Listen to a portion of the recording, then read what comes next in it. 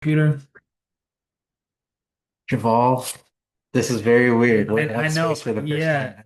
we're sorry for disappearing, so we had to do something special. So yeah, we're doing a live in person. This is crazy. You're just across 2 hours apart from each other, and now we get to record in person. So It's very awkward, Javal. I know this is all it's weird. weird. I know it's been a while, so we gotta recap everything. I'm gonna call this episode the good, the bad, and the ugly, because I there was a healthy amount in the 3 games we didn't cover. A lot So happened in those 3 weeks. let's start with the good because literally I think it perfectly goes up in order of the good Yeah, of so because the last game we recapped before was the San Francisco game, and then we are talking a lot about okay, Monday Night Football, Chiefs coming to town. We were both in attendance for that game, so I drove up, and it was still definitely a crazy experience.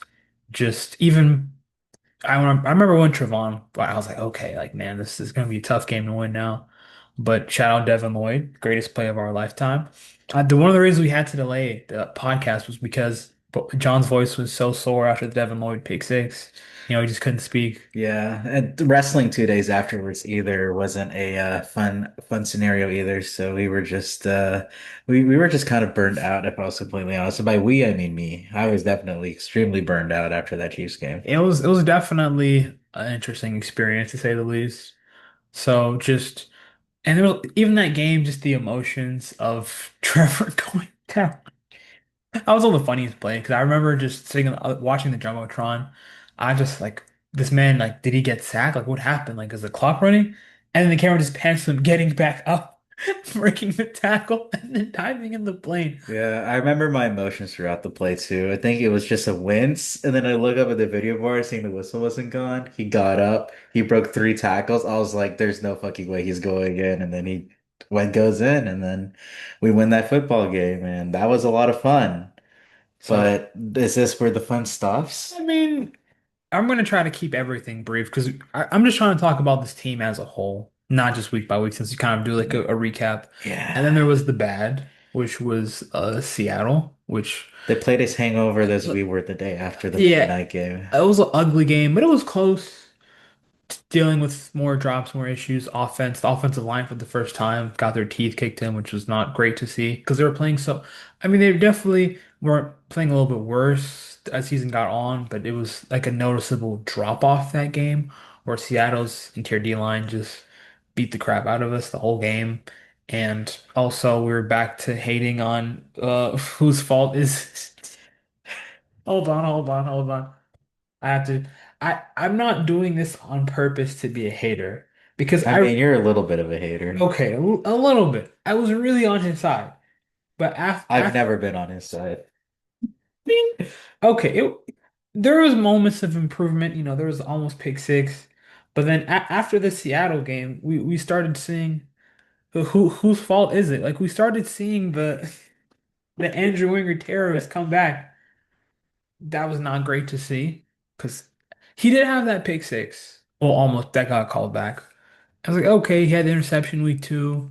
I'm like, all right, maybe I'm not a Dewey hater. And then it took just like 7 weeks, and now everyone hated on him again. Oh, I yeah. mean, I've never trusted that man. So the fact that it finally happened, I mean, it took until the middle of the season. So shout out to Dewey for playing as well as he did until it didn't. And that's just how the game goes sometimes. It happens when it comes to Dewey. He's just sometimes you live and you learn, but when the moment's the most, he's just I can only do this stuff in person because we're together. But Andrew Wingard, you're getting your edit one day.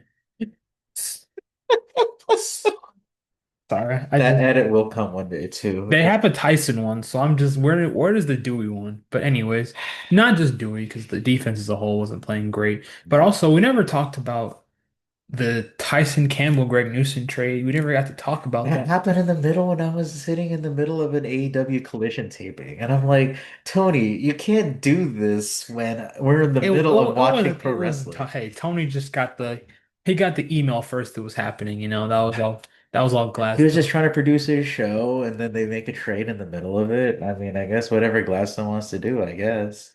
But yeah, so it does still kind of hurt my. I remember I was literally in bed with Bree, and I was like, no, and I'm like. You almost bought a Tyson Campbell jersey too, right? I was this close. I mean, maybe I'm kind of glad it didn't happen now. So I was just, it would have been worse.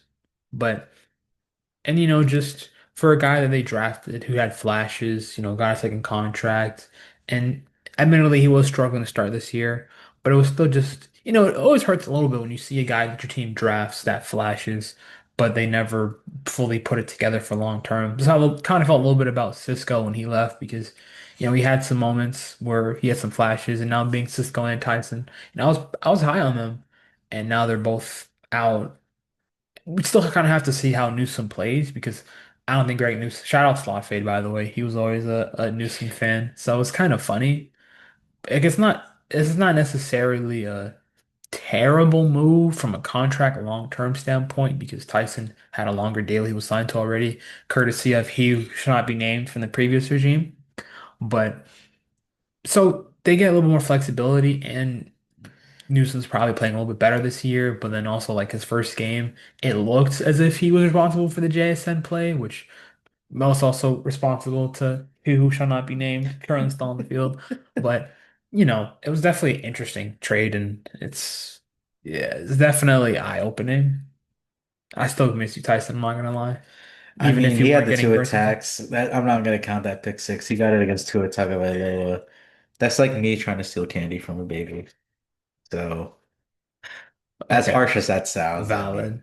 But yeah, we had a midseason trade with not even just a draft pick, but like a player for player swap, which you kind of rarely see in the NFL. Like it happens, but also two players at the same position too. I think that's what made it like more like what, like really? So definitely interesting. And then yeah, the ugly came when they flew to thank London. God I had to work that day. That shit sucked. Okay, I got off. I got off. I was playing soccer, and then I got out. I checked halftime, and I saw 21-0, and I was like, it kind of sucked that it just reminded me of literally the Bears game last year in London where they got blown out in like 35-10 or something, and none of the receivers could catch, and the offense was just shooting themselves in the foot again. It was just a carbon copy. And I feel this team either competes really well in London or they just blow the bed. And I don't even want, like, I'm not gonna get to lie. I didn't haven't got to see too much of the last two games. Maybe that's for a reason. I'll I'm be able to watch a lot of this I'm game. going to I'm going to be back to so if me not watching the game is the reason the Jags lost, I'm sorry. I apologize. That's how I feel about missing the Seahawks games. Like, damn, did they actually need me out there that Sunday? Because that was the only They needed the extra. See, they your needed voice this. would have been the decibel difference to cause a false start. Maybe I would And have got Dewey to play right that day. Yeah. you can't work miracles, Josh. I mean, who knows? Maybe I'm just giving him shit for no reason. I don't know until it happens. So yeah, just it's been definitely a roller coaster few weeks. And then we head into the bye, and then even on the bye week, I mean, we're recording like legitimately just a few hours after it yeah. happens, and Travis Hunter, non-contact injury. rest in peace, brother. We have the watch. We'll see you in Valhalla. Even in the bye week, something has to be taken We're away just from getting me. healthier, like Lloyd, because we didn't talk about Lemon Lloyd had injured the past couple weeks, which definitely plays a reason considering Lloyd was playing at a near defensive player of the year pace. Him him being out for a couple weeks is huge. So, getting Lloyd back, then Strange is getting healthy after he got hurt. It's like, okay, this team's getting a little bit healthier. And then, like, after a bye week, you lose one of your best players shout out Travis, who had his first touchdown in London, first 100-yard game. And Now we then don't get to see him probably for the rest of the season. hopefully, But non-contact knee injury, that just yeah, tells non-contact knee me injury. I'm just like, that just smells like ACL. But eh, that's the thing, though. They say non-contact knee, and he still practiced limited yesterday. And then it's like, well, I- it's like sometimes, being a fan just comes with bad injuries. So, man, just it really did suck because I wanted to see him get a touchdown in front of the fans so badly. Like he would have been. no, no, I didn't even get to get in the I preseason was I there. was so excited because I was like, okay, like this could have been another big game for Travis breakout, and just hopefully it's more of a knee sprain then a knee here. Hopefully he can just Now more than ever, Brian Thomas Jr. Save me. Brian Thomas yeah, Jr. just obviously the past few I weeks. mean, there wasn't even like he was kind of getting back to where we thought he was Like gonna be. Seahawks game, it was almost he almost had a two touchdown game, And and then then the after the the Rams Rams game game is was a just like back to defecation. reality. So, It's but it's defecation. not even just BTJ. Like it's kind of just The offense in the general. offense as a general. And Tra I feel the biggest debate almost like not just Jagged Reddit, but Jags like Twitter and everything has it just been is this actually like a Trevor thing? And I think I it's a mix of even everything. if it's like partially Trevor, because I'm not going to sit here and say that he has perfect ball placement every single throw, No, because I have seen some throws where it's a drop and it's a little bit out in front or behind. but there is some There's stuff. some stuff that hits guys in the hands too. It's like But that's the thing, though. There's too many times where he made the easy stuff hard and then the hard stuff easy. And then once we made that hard stuff easy, the receivers were dropping that too. And I, I'm not even going to excuse Trevor, too. He had some pretty bad placement on for some easy passes. Like yeah, he will overshoot a flat route and then he'll make that 15-yard intermediate route seem perfect. And then the receiver then decides to drop it. And it that's the frustrating part at I, the end s- of the day. I saw a tweet of like watching the Jags offense is three things. It's one, Trevor misses a wide open receiver. Two, Trevor hits a wide open receiver who drops the ball. It's three, Trevor hits an open receiver who catches the ball, but then the play gets called back due to legal formation. And that's basically how the offense feels. Yeah. And with the offensive line not being able to run the ball and not playing as well, you see the offense starting to, here's where it's like, okay, Liam Cohen, now's your time to if And that's a frustrating part. The thing that we thought we were gonna get when he brought him in from Tampa was like was a very successful screen game, and then it still is the same shit as last year. I mean, it was better to start the year for sure. I think it's still not there's still some things to work out. And I guess it's just kind of funny because the like if you would have told the fan base that heading into the bye week, you're 4-3, second in the division, they would have thought, okay, like that's pretty good. But just given how the past few momentum is played, everything feels like it's collapsing, at least for the fans. I don't think the season's over or the season's done or they're collapsing. I still think that they still like they're above 500 and they've shown promise for a reason. I'm not saying there's cracks in the armor, but at the same time, you kind of have to remember like this team won 4 games last year and it could have been a lot closer. But I think like outside of the Rams game, they are a lot more competitive. They're still not perfectly coached, but at least this time, I think they're trying to push they're trying to do more things. They're poorly coached because they're still trying to do new things. I think the last regime was kind of just even in the last few seasons under established offense, they weren't that poorly coached because they didn't pay that much attention to detail, featuring two more guys who shall not be named. Actually, I can't name them. Screw you, Doug. Screw you, Price. But I'm still not. Because if they go out and they beat the Raiders this weekend, which Possible. it's possible, and they're 5-3, even without Travis Hunter, we're all feeling mostly okay. If they go out and lose this weekend, then Oh, it's like, okay, the fan base is going to get a little very bit. restless. And before a So division game against the Texas team is getting better and better every single week, it feels like. So San Francisco's like the only game, like, okay, they maybe the offense did get better, but they're also just their offense is pretty much just spamming quick throws in the field. So I think it's also kind of an adjustment thing, but I don't talk too much about other teams in the division as of yet. We're kind of just see how yeah, we'll things just see it go. 1 week at a time. I'm We're on to the Indianapolis. Raiders. Just know Indianapolis. I am whenever I'm not gonna say anything else, but just I I'm mean, going to need to see 18. No, I'm going to need to see 20 games. Well, hopefully it's just not even 20, but only 18. Probably just, well, it's not going to be 17. They're making the playoffs. we'll see. But if they honestly, I feel in a weird way like if the Jags lose to the Colts at home and then reset that streak, then that will complete the cycle of them like breaking all the streaks because the fact that they beat the Texans, they beat on the West Coast, they won Monday Night Football, them losing to the Colts actually is at home. Actually, like maybe that's like resetting it. I don't know. I mean, hopefully I want them to win, obviously, because It'd that would be be funny for that that streak to that would be continue. hilarious. Yeah. If Daniel Jones has his pump, if the Colts' terrible game is of course versus us, like somehow that would just enforce the voodoo. But with this team, we're kind of see it's still a new generation, new regime. So We kind of got to see how they handle the bumps in the road because it's not going to be easy. I mean, But what bigger bump in the road is it to be the guy that you traded a lot of draft picks for too?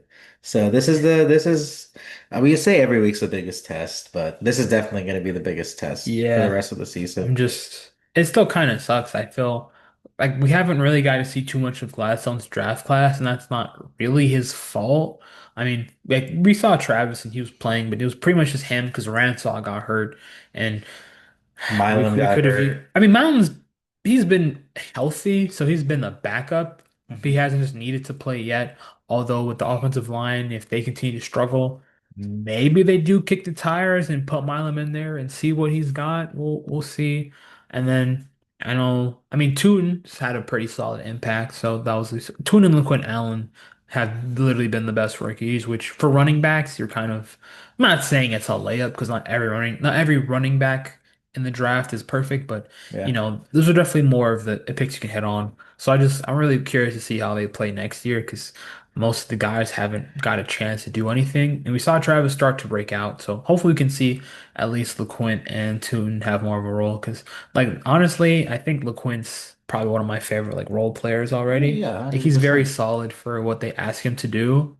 And I want to see him just get more looks down the line because he's already very like they trust him a lot as a blocker already, and that's saying something because most running backs are bad at pass protection. So the fact that they trust him as a rookie, a seventh round rookie, is pretty impressive. And then Tune, I know he's got like one or two touchdown big runs in this, so I just want to see the running game get back on track too as well because obviously we want the passing game to improve, but I think just seeing the offense, like even if the Jags win and they score 24-7, 30 points versus the Raiders, and it's similar how it was to Carolina where they just ran the ball really well and the passing game still wasn't perfect, you know, I wouldn't be I'm still okay with that because ultimately they're trying to win football games. So it's just how do they do it? We'll see.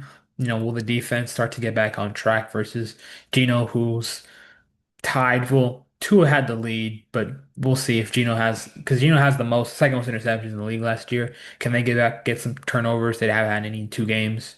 So it's I just know they're frothing at the mouth to try to get the ball back because yeah. they didn't do it against two, very good football teams, but still. Like now the schedule does line up a little bit. So, they face at Raiders. The Texans game, we'll see, because definitely not going to be easy division, but they've beaten them before. So another take they can do it again. Then the Chargers game at home, that'll be definitely very interesting. And then at the Cardinals. So no, and then they end the season or the end November at the Titans. So Five schedule, game month. That's crazy. yeah, the schedule in November. It's probably less difficult, if not like about the same as it was in October. So if they can even just go 3-2, they just, as long as the team's competitive, even if they're not perfect, like ultimately my expectations for them were somewhere to 7 to 10 wins. So as long as they end the season in there, even if it's not perfect, and they just show a bit of a fine improvement, then okay, like there's still some room to, Yeah. I mean, it only depends on one person, I think, at the end of the day, yeah, it right? really just is. It's Trevor Lawrence's football team. Where he goes is where the Jaguars go. And I see some glimpses of goodness in the like I see some times where Trevor will do the right thing, and then there's I sometimes, think it's just a sour taste of how bad he played against the Rams that we're just trying to hope to see that if he really took these 2 weeks to finally get back on track. Because like we said, we saw the good in the game against Kansas City. Was it consistent all the way? No, but but you can tell how much he wanted like that game. So to me, I don't want to try to be too hopeful, but I kind of am. Hopefully, this is reminding me. I was saying that Liam's this first year would hopefully remind me of Doug's first year, where they started off kind of slow and then they had the bye week. The offense started to pick it up after the bye week and started getting a rhythm. So, they were a better record at this point during the bye because I think they were 2-5. we were like almost 2-6, I feel They like, were 2-5. I think they were 2-5 or at the something bye week. Let me because go they ended up check. 9-7. But their bye week was probably also in week 7 or 8. Bye week was pretty similar. So they, were kind of stumbling. I remember Trevor was having the thing with interceptions, especially in London, where they had a bad London game. And then, well, bad Yeah, we London. were 2-6 after London. Oh, they were 2-6. Yeah, Okay, so and then who they play right after? the And then Raiders. Interesting.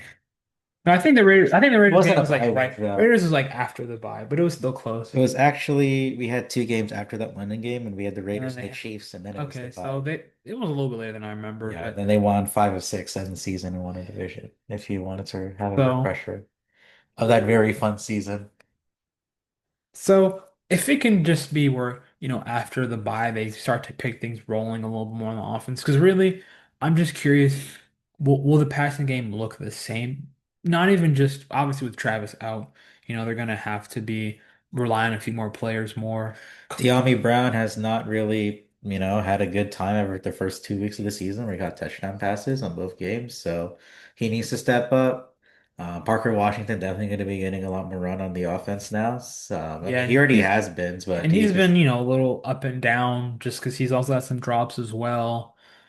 Tim Patrick's gonna get some looks he got a touchdown though against the and the Seahawks Seahawks. That game. was very random. So it's just I remember last year when Liam Coleman was there and they had injuries and they shifted the offense more once Mike Evans, Chris Godwin got hurt. So Who's going to step up? Especially and, the tight ends. Brent Strange isn't back until I think Chargers minimum. he's not back at church. He should be back soon though, because I think he was practicing. Yeah. But because if he got hurt on week 6 and then yeah, 1, 2, 3, so he might not play in the Raiders, but he should be back soon, hopefully. Yeah, no, Because he Strange, got hurt during the Seahawks game and then they put him in I thought IR. he got hurt in the Chiefs game. I thought Either was it the well, Chiefs I thought it was the Chiefs or the Seahawks game. I I could be thought it was wrong. the Chiefs, but Strange coming back will definitely help a lot too, both passing and the running game. So just how will the offense look? Will it be the same? Yeah, Will it it was be after the Chiefs game. It was on October 7th, the day after the Chiefs game. okay? So if it's So, even oh yeah, so Texans is the earliest then, right? But they don't think he'll be back until Chargers. I well, guess we'll 4 see weeks. how Strange because once he comes back, that'll help a lot too. So just how can the passing offense look different? And just is he going to use the receivers in the Yeah. same way? Is he going to try to change it up? Is he going to tell the guys like, hey, like I'm just curious, especially goes on the meetings because I can tell Cohen is very like he'll call guys out, but he'll also try to take accountability. So is it just going to be, hey, receivers catch the ball? Or is it how can I help you get in ways to catch the like is it just I'm curious. Like I really do hope that between him, Trevor, and the receivers coach, like the whole offensive staff, they all just came to like they can all talk about this because the fact that Trevor's like we've had the most drops for basically like Since he's been in the every NFL, yeah. it's like maybe some of it is a little bit on, but it's not all of it on him. Like No. it's There's some very egregious stuff. Just like, all right, like what are we doing here? like there. We're Is NFL it just players because he's here. throwing the ball like at a high velocity?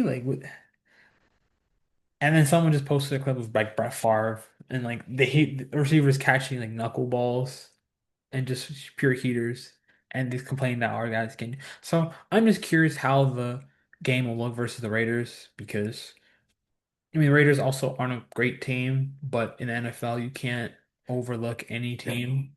I mean, the Jets just beat the Bengals and we lost to the Bengals, but we get to play the Jets later, so that's gonna be fun. I was just saying I'm hopeful and I don't want to say anything and jinx it. But we'll see how things go for the rest of the year because it's definitely, they still have a shot. If they're 5-3 Yeah. after 8 weeks, and you're pretty solid. If you're 4-4, I'm like, okay, maybe look at that trade deadline and try to see. But regardless, I'm just, how do we feel for the Raiders game? Because I feel the whole fan base right now is just, I mean, we all just want to see win, obviously, but of course, I'm gonna stick to what I said earlier. It's all on Trevor Lawrence. If he has a good game, we're winning. If he doesn't, we're most likely losing than not. That's how it is. because yeah, I know the Raiders. I know Bowers is likely playing, but Max Crosby isn't. So. I could take that. I can live with that trade-off if you're not getting that much pressure on Trevor, and you can at least we'll see how things go. But man, it's definitely a barometer game to see just All how right, yeah. How did we react to all that time off? It feels like we had 3 weeks off instead of two because of the goddamn London game. It felt like they were just not there either.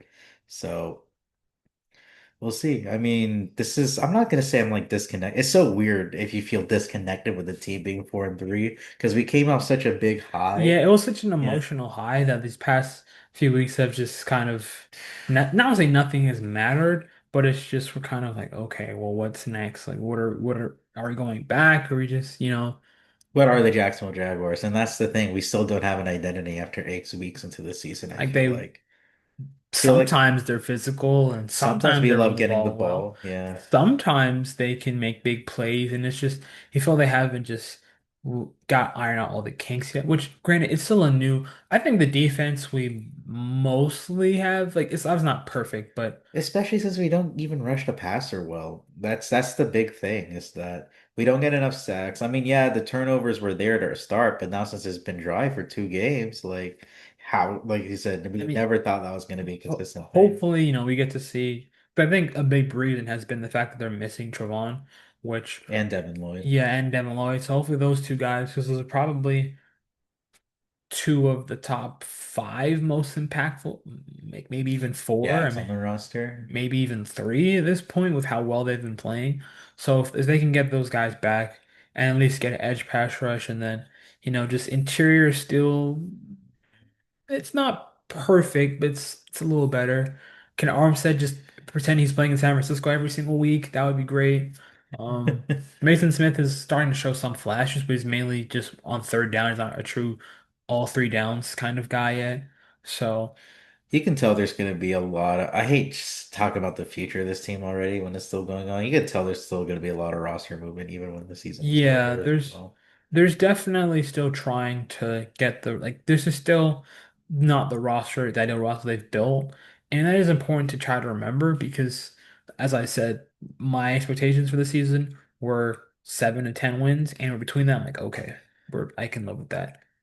So, just even if they just continue the season around 500 and I, I can, just show some fight as long as they're not getting blown out every other game. Honestly, yeah, they're just as long as they're just being competitive and doing their brand of football. Hopefully, they're trying to build their identity. And if they can go on a little 2022 run with the offense and Trevor's cooking, and I don't have to sit here and see the stats about him being mid. I just need like 2 good months for the agenda again, Trevor. That's all I need, bro. Yeah. I know you're tired of seeing them slander you, Mike King. You're What are probably you going like to do us. about it? Are you Exactly. a man or are you a mouse? That's I think that's the most frustrating part too, is that we've spent so much time defending Trevor and you're still seeing the inconsistencies and you're still saying is this just who he is, or is he gonna be the guy that we saw in Kansas City where he can lead us to glory against the best quarterback of our generation and like And it's just not even in that game he wasn't perfect, but you could tell he had yeah, but that's the thing though. I The feel interception wasn't even his fault, which was the yeah, funny no. part. I It's feel the more I'm seeing Trevor, the more I'm kind of is he just going to be this generation's Eli Manning? Which Eli everything got 2 Super Bowls, so even if he is a little bit overrated, no Giants fan would would ever take away Eli I Manning. can see Trevor just heating up for 3 games and being on fire. I can also see him just being inconsistent. I'm not saying the floor is over because I still think Cohen is going to try to do his best to work with him. And I think ultimately, I still believe in Cohen. I'm not because even he was saying like I can do a better job, which I don't think we would have ever seen Doug saying. No, he would never heard that He in would a say, million "Well, years. gotta execute better." As simple as it is. So, man, it's definitely an interesting season, but it's just funny because I feel like the sky is falling, and then you have a positive record. So it is ultimately like only the Jags can do this where so it just keep giving us some hope. We'll see how that happens versus the Raiders. And yeah, man, this is definitely a interesting point in time of the season and of Liam Combs' career. And this is definitely going to define both him and Gladstone. I'm still curious. I'm kind of just waiting to see if they do make another trade before the They deadline. will. I'm gonna say yes.